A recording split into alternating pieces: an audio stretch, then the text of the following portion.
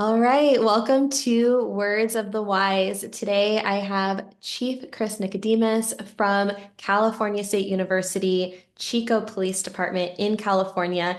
He has over 26 years of experience in law enforcement, and he's done a really amazing job of building out a robust wellness program. Wellness is something that is a huge priority for him, so I'm really excited to have him on the show and to share his experience and insights with us today. So welcome to the show, Chief Good morning, Paige. Nicodemus. Thank you for having me. And yeah, actually, our sheriff of our county, Corey Honey, is the one that's really got our program started. I'm just happy to be a part of that. So thank you again for having me. Yeah, no, I'm so excited to have you on the show and to talk about what you guys are doing as a county, as an agency. I want to give a little bit of background though on you. For anyone who doesn't know you, maybe you can give us a little bit of a screenshot or a snapshot, if you will, of the last 26 years. Why law enforcement? How did you get started in this profession? And how did that progression happen for you, rising up the ranks to now being chief of police? Yeah, no problem. So I've been in law enforcement, like you said, 26 years. I've been in this county, Butte County, which is it's Northern California. It's a rural county. It's about an hour and a half north of Sacramento. And, I'm kind of from this area and basically worked in this community for 26 years. I have two children that live with me full time, and it's a great place to raise a family. And it's been really rewarding to work in this community to work through the challenges of the community. But it's a great place to live, great place to work. I've done patrol duties. I was a detective for 5 years, which was very rewarding. I worked homicide cases, and I promoted to lieutenant and eventually commander, and now the chief. I also teach at the local law enforcement academy here in Butte County, and it's a good opportunity. It's a great place to live. Outdoor activities are great, and I really enjoy this community. Our community has been through a lot of tragedies. We had the campfire in the town of Paradise here in Butte County, which was in 2018.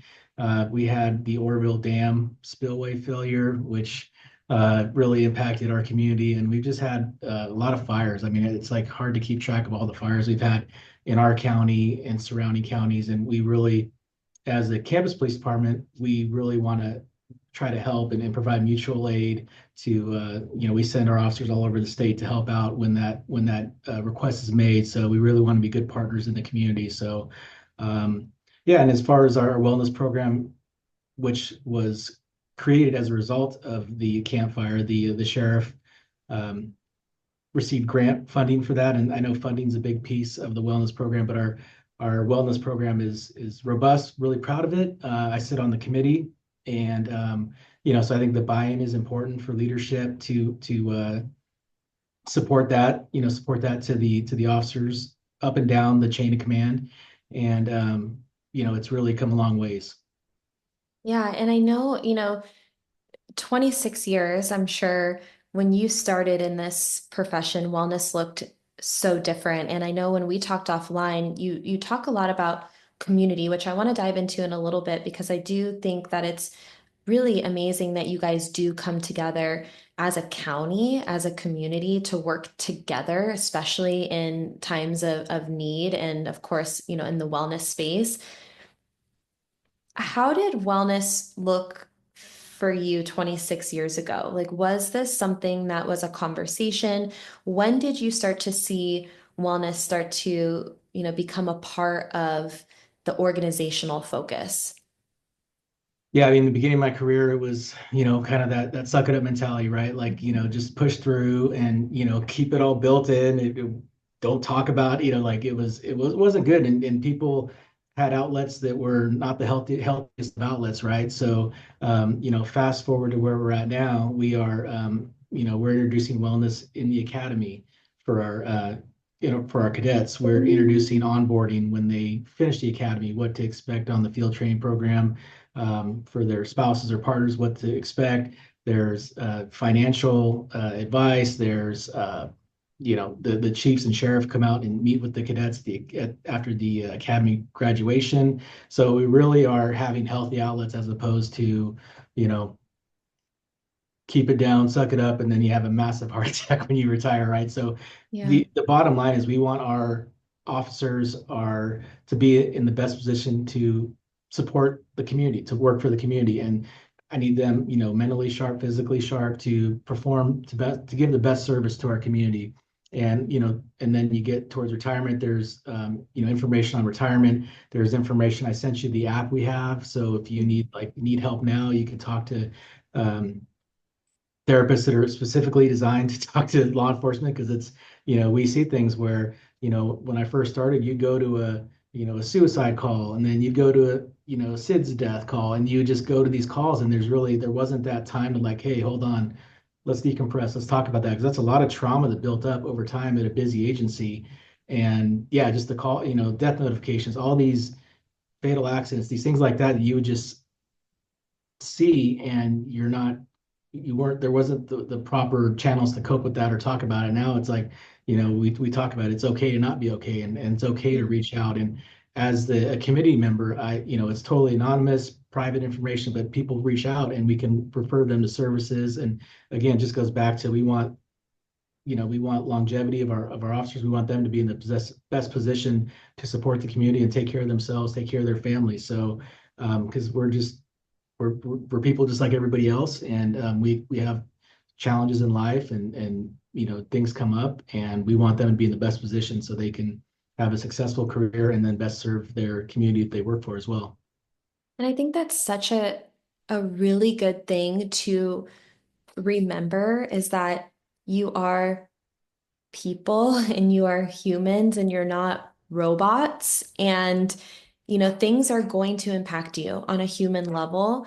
And like you said, how can you give resources to promote longevity so that you can have a long and successful career and retirement, but outside of that, like a successful and long life, like that you're able to actually live life, in your community with your family and introducing those, resources as early in their career as possible to really set yourself up for success. And I think that that's such a thing that people forget sometimes is like, yes, you are there to do a job, but you're also human and you need things to be able to down regulate and to process the things that you go through and you see on the job.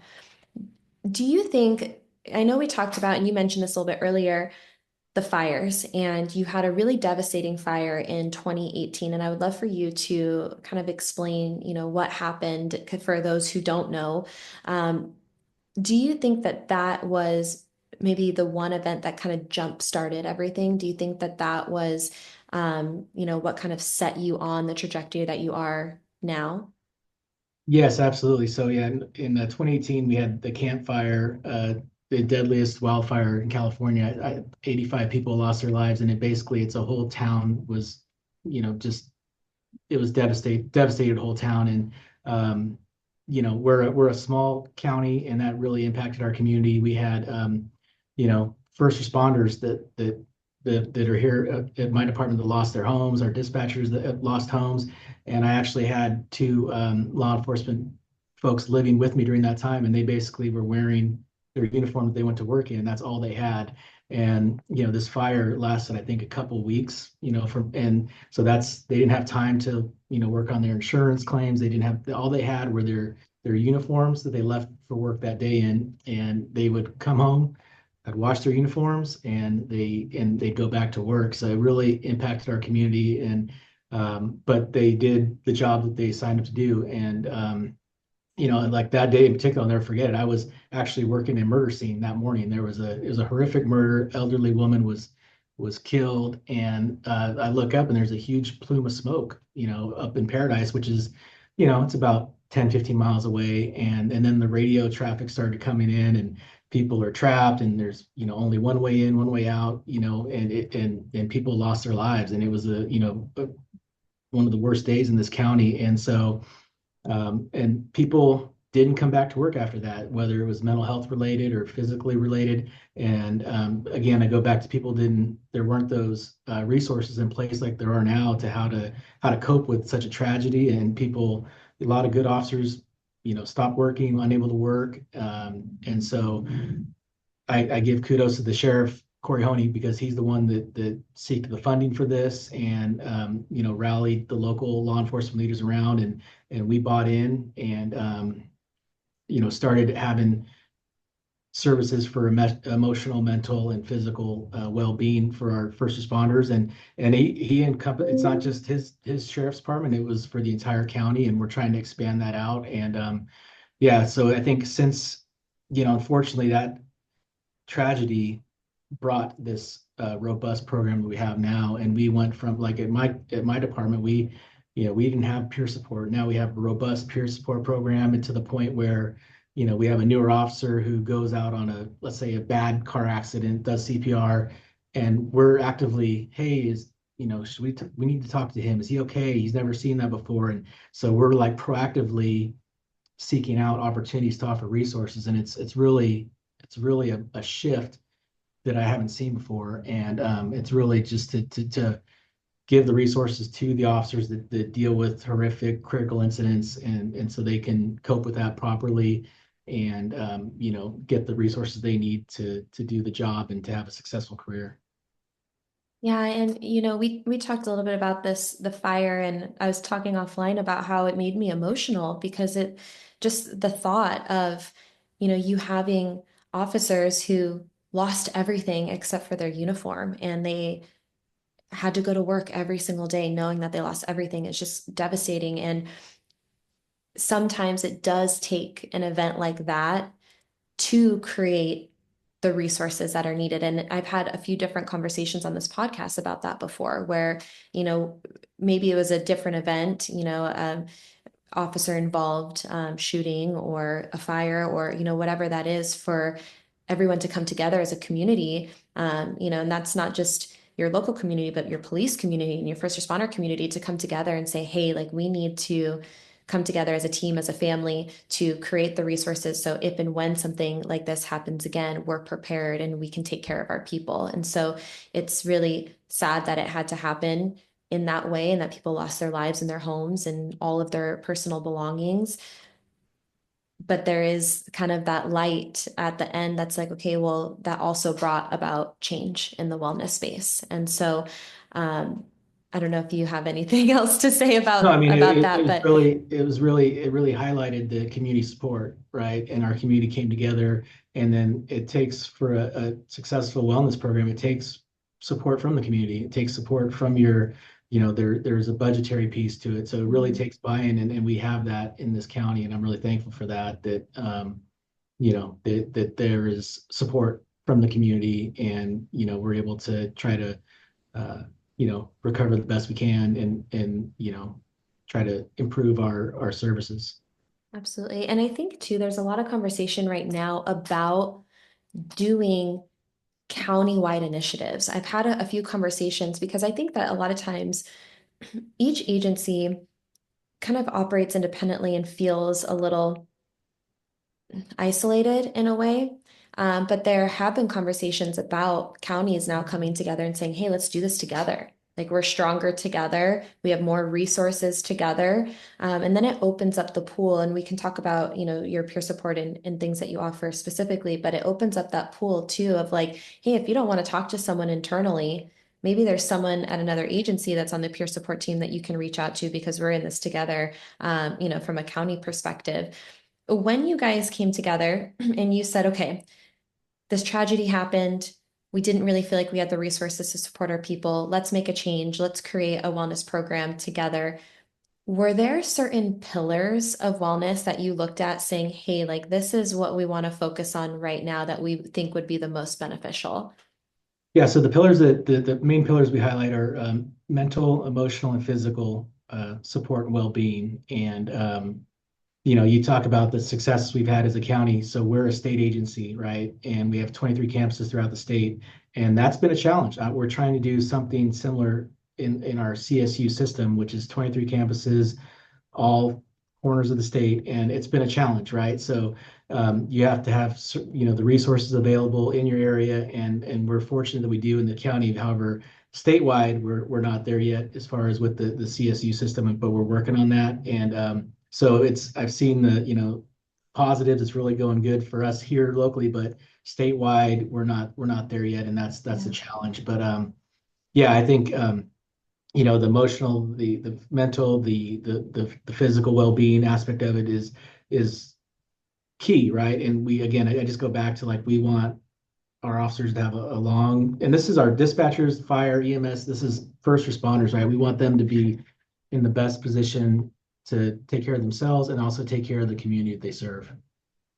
And so, in those pillars, are you able to kind of give some insights into the things, like maybe some of the things that you have offered that have been successful in that space, whether that's like, workout on duty or peer support? What are some of the like, maybe like top five things that you've, introduced that have just had really, really good success?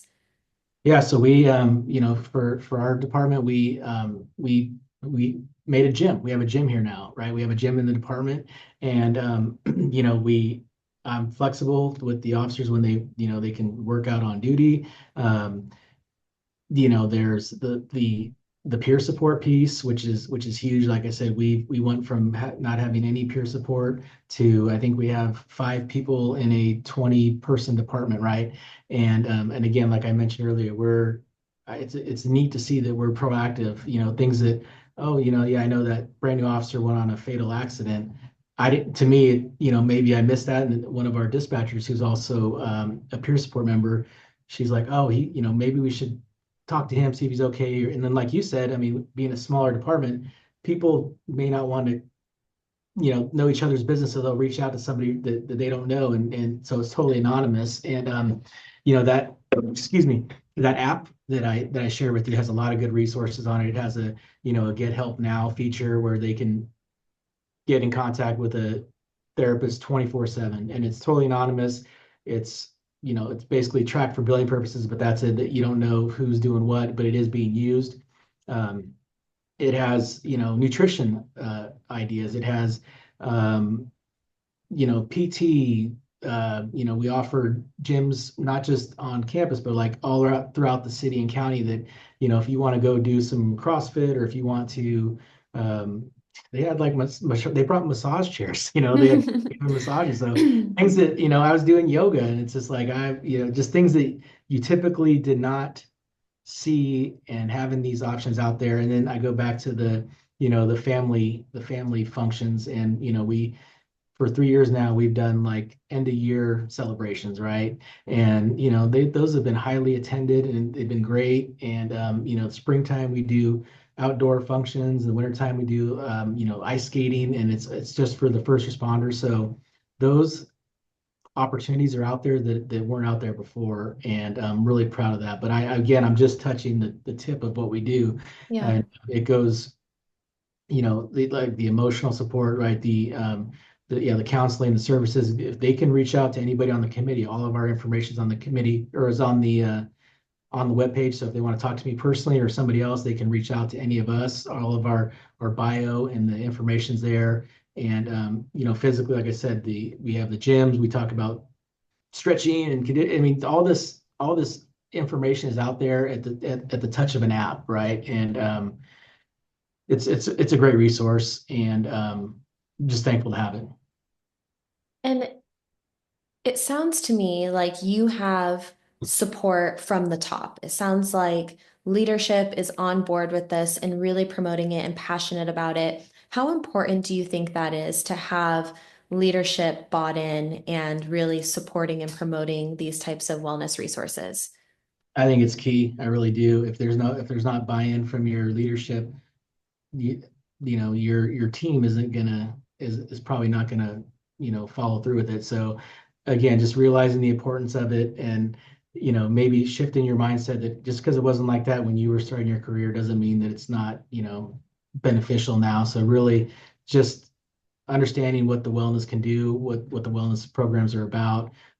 It's been great, and yeah, I'm really proud of it. Like we do like it's little things, like we have we'll have a break room which has people's birthdays on it, and it's just like it's all wellness oriented. And like I said, the peer support has been great, and to the point where we're a model for other agencies here at Little Chico State. So really proud of that, and always trying to support that, always trying to offer more training, because it's kind of a perishable thing, right? If you if people aren't using the gyms, like making sure that they have that time to go work out, or if they, and it goes even further than that, just like a good work-life balance, right? Just, and I know agencies are strapped for resources and, people are working a lot, but just having that balance of family life, work-life balance, make sure that's intact and that things are taken care of at home so they can do the best job for the community. And I I hear this like a lot about leadership, and there's this idea that sometimes it's like, okay, we'll just check a box. And to me, it sounds like what you're saying is like, no, we have to be engaged with this. Like we have to not only support it, but like we have to actively like promote these things and show that like walk the talk, like show that you actually care about it and that this is something that is important. And I think that that is huge. I think that that's the way that you create a culture of wellness and a space of safety where people are like, okay, like it's not just for show. Like this is something that our leadership actually cares about and they actually care about us and they're actually implementing these things and they're doing these really fun and unique things to make sure that we feel supported and cared for. And one of my favorite things is hearing like the little stuff, because of course, like you have the big things that are important. And you have the peer support and you have, the workout facilities and all the things that, you can put together to piece a wellness program. But having someone's birthday on a wall makes me smile. Like that makes me happy because then it's like you feel seen and supported as an individual and as a person. And then having those family functions that you're talking about, like the very simple things of like, yeah, like we invite the entire family to come to a potluck or a barbecue or do you say ice skating or Yeah, we did. Yeah, we do ice skating. We'll do roller skating. We'll do, the family day on the forebay. It's like it's kind of like a little beach area, so you can do Mhm. outdoor activities. And yeah, you're spot on. I mean, it really is. And just to, be present in those things. And I know some of my officers are sick of hearing about it, because I sent you a newsletter. We do monthly newsletters. So I kind of ping the officers like, hey, you see this? Are you going to go to this? I'll see you there, type of thing. And Mhm. yeah, it really takes buy-in and like you said, not just to check the box, but actually, being there and like, like out we had a chili cook-off and it's, I love food. So, like going there, participating in that and just and it gives you an opportunity to connect with other people and, maybe you're both starting your careers off or people that you've worked with for 20 plus years. And it's really good to network and just make those connections both in our department and countywide. And I think it just reminds you that like you are, again, like you are people and you are a team and you are a family and you are a community. And like, how can you connect outside of the job in a way that's really healthy and supportive? I want to know who won that chili cook-off. Was it you? No, it wasn't me. I'm a taste tester. I'm not much of a chili Oh, cook. you were the judge. Yeah, they go all out and it's great. They do a rib cook off and yeah, it's a really good time. But then they have, Fun. things for the kids, the bounce houses and the cornhole games. And so it's really that's more of a countywide function. But like for our holiday event, we have a gift exchange and Santa makes an appearance. And so it's really neat to connect with people away from work. And like I said, our attendance we've done it 3 years now, and it's been, I think, one or two people don't make it because they have plans already, but it's really uh, a highly attended event. And then, like our campus leadership comes, my VP and then the president, they stop in and say hi. So it's good to feel that support because again, without, it's one thing for me to support it, but then if my boss and the campus president supports it, that just further strengthens the program, in my opinion. And I think it's also a testament to like, you don't have to spend a ton of money.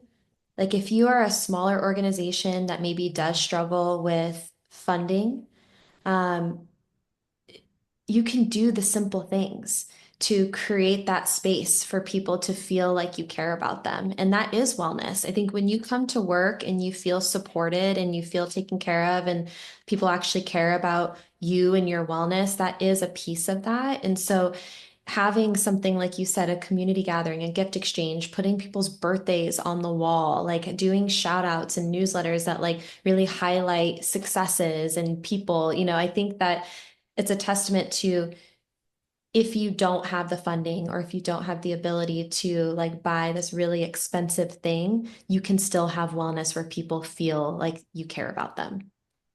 Yeah, I mean, it's we're fortunate we have a gym on campus, and if they want to get rid of equipment, we're like, hey, we'll take it, So we really are adding, like, we're running out of space, so in our gym, but yeah, we've really, we've really bargain shopped for things, and like you said, it's that effort. Mhm. They see that you care, and that's a good feeling, right? And that's somewhere 100%. you want to be, that's somewhere you want to work, and that's it makes a difference. 100%.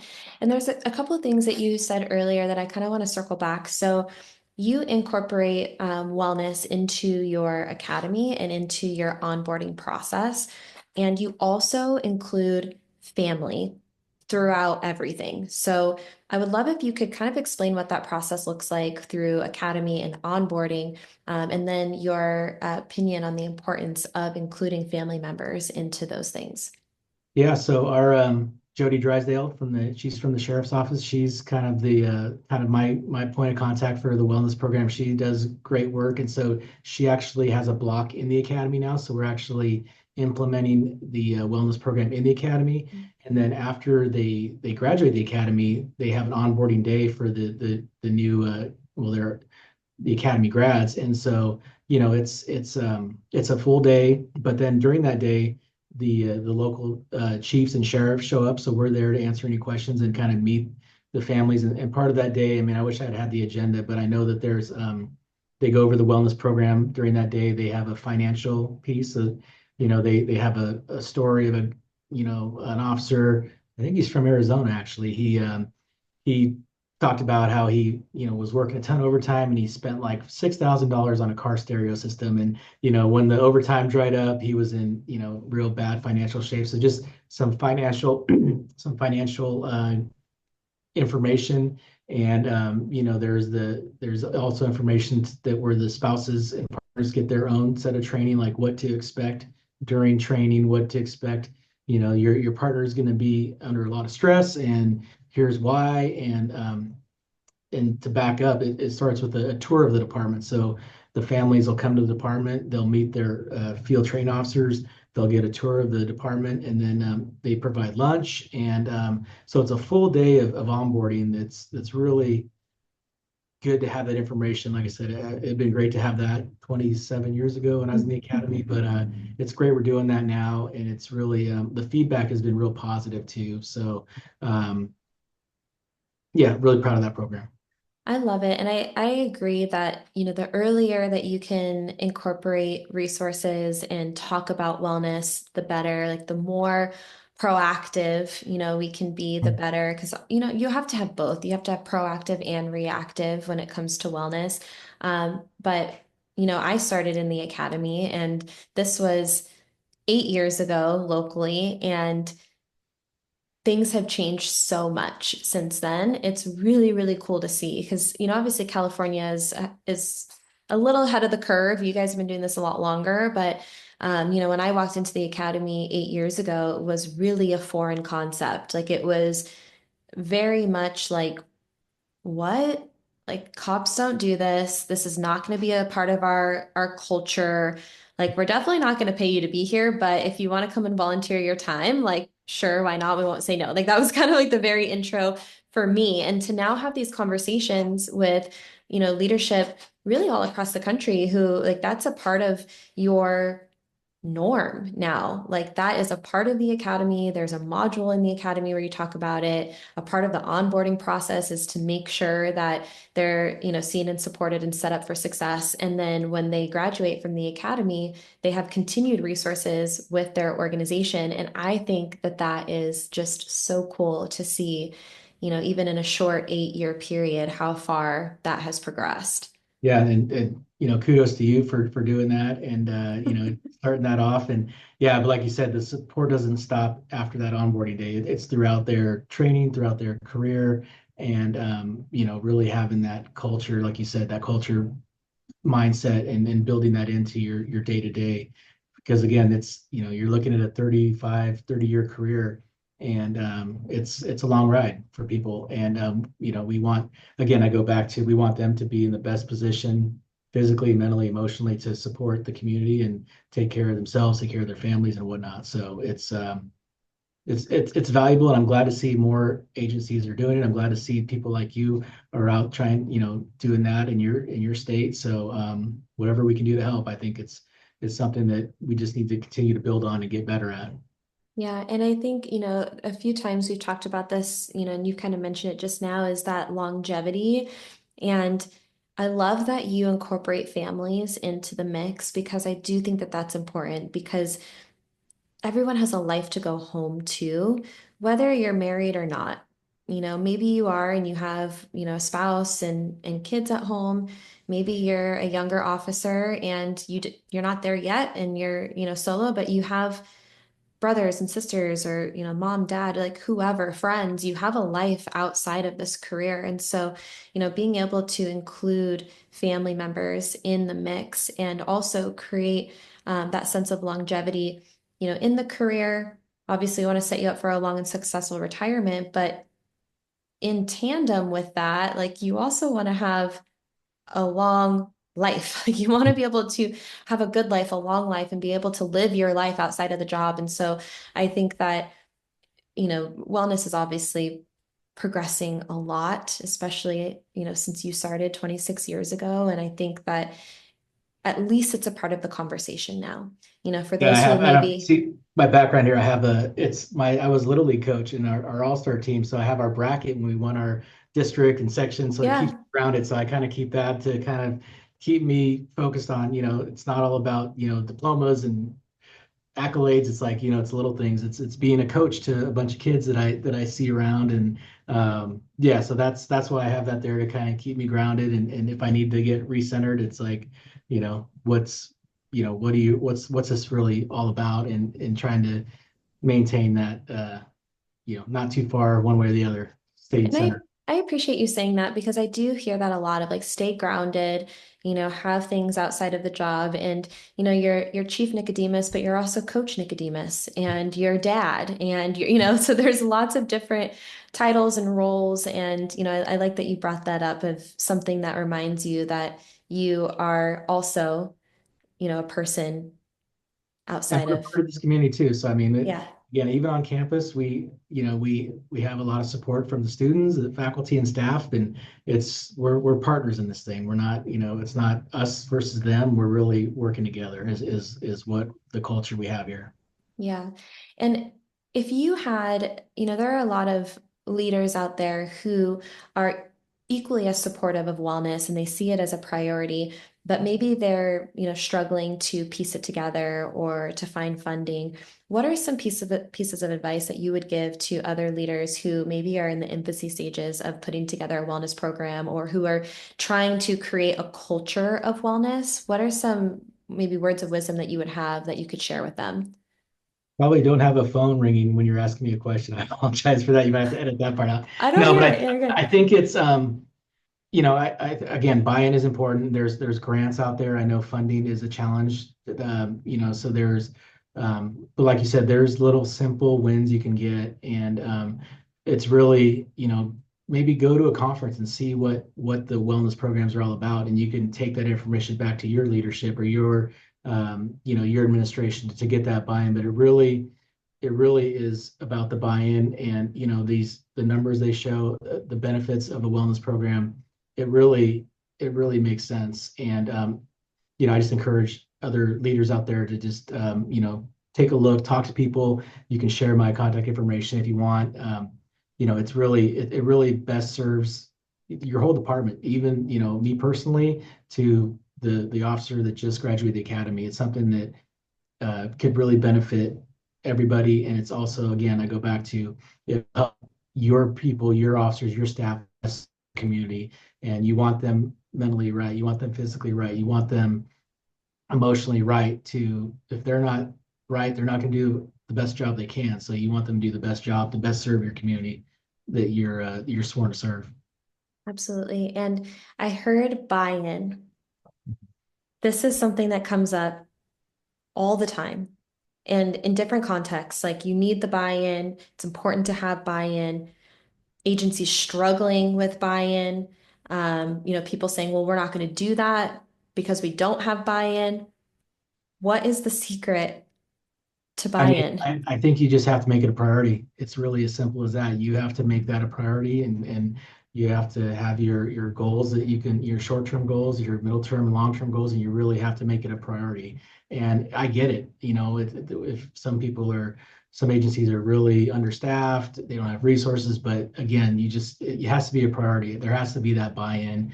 And like I said, I've seen the success of buy-in here countywide but statewide, we're, as a system, we have committees and we're trying to get there, but we're not there yet. So it's really the buy-in, but you just have to make it a priority and little, little things every chance you get to just try to incorporate a wellness program into your agency.